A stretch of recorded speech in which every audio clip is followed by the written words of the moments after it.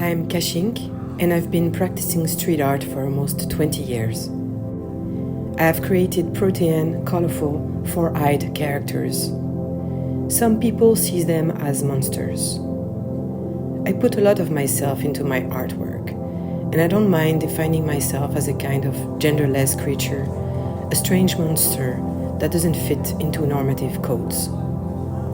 However, if I started painting in the street, it was in reaction to the advertising images and their highly codified aesthetic codes that surrounded me in public spaces.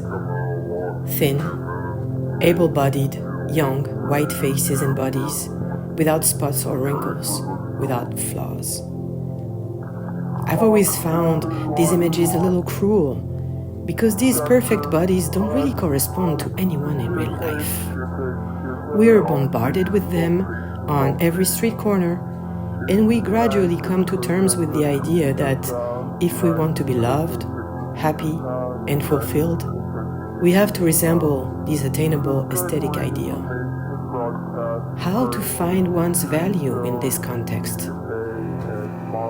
That's why I wanted to create visibility for other faces, other bodies, inspired by the tradition of masks present in most cultures around the world. My work was noticed, and I was able to travel the world to paint these faces and share my vision. Then, street art became mainstream, and consensual images gradually replaced the monsters that other artists like me had created.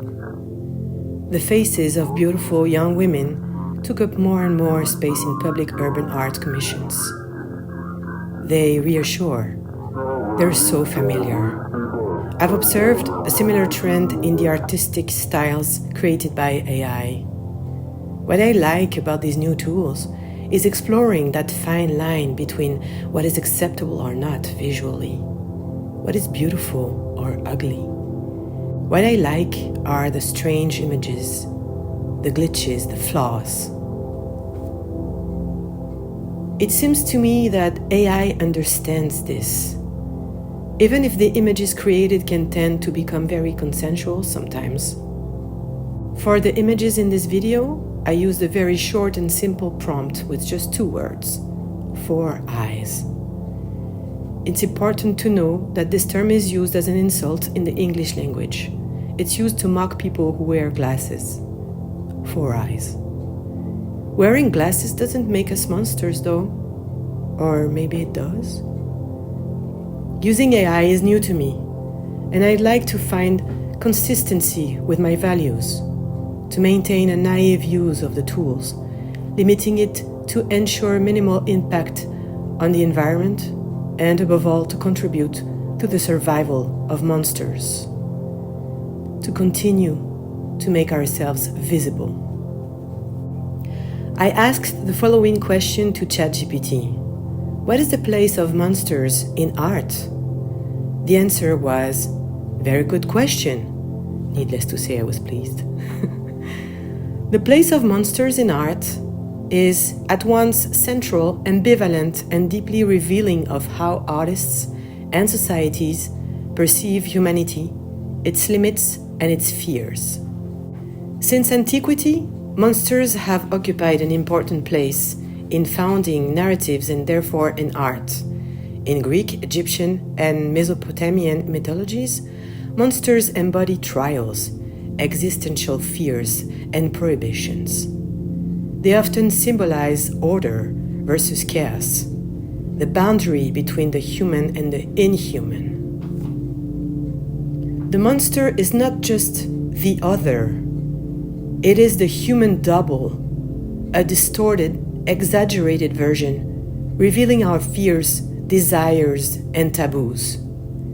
In Renaissance or Baroque art, monsters express existential angst, fear of the body, death, or sin. In Surrealism, they embody the unconscious, repressed desires. In contemporary art, the monster is also a figure of metamorphosis. It reflects anxiety related to technology, ecology, genetics, and identity. it becomes a queer, cyborg, post-human figure, at the intersection of the living and the machine. Needless to say, I strongly relate to this. Thank you, ChatGPT. I think we must celebrate monsters and ensure their survival. Their place is essential and must be protected.